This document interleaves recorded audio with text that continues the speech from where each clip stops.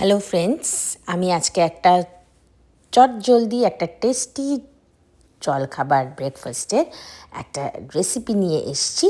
তো যেটা আমি আর আমার কর্তা খেতে ভীষণ ভালোবাসি। তো আজকে কর্তার আদেশ অনুযায়ী আমি বানিয়ে ফেললাম।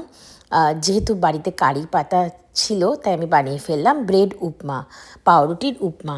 তো তোমরা একটু সর্ষে, একটু কারি পাতা আর শুকনো লঙ্কা সামান্য তেলে ফোড়ন দিয়ে তার মধ্যে আগে থেকে কুচিয়ে রাখা পেঁয়াজ কুচি, আলু কুচি, ক্যাপসিকাম কুচি দিয়ে একটু ভাজা ভাজা করবে।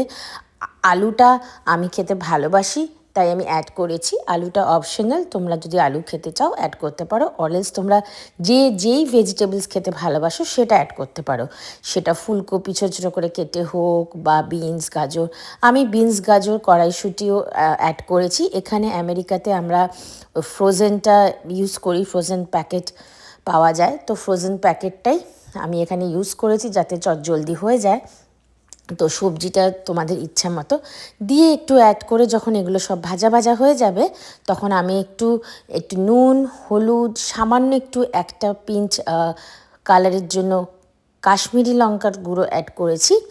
আর একটু আমি ভাজা মশলা অ্যাড করেছি, যেটা ধনে, জিরে, শুকনো লঙ্কা, যে ভাজা মশলাটা আমার তৈরি থাকে একটু একটু টেস্টের জন্য। তোমাদের যদি ওটা না থাকে তোমরা এমনি ম্যাগির ম্যাজিক মশলাটাও অ্যাড করতে পারো বা চাট মশলা অ্যাড করতে পারো বা নর্মাল ধনে জিরে দিয়েও করতে পারো।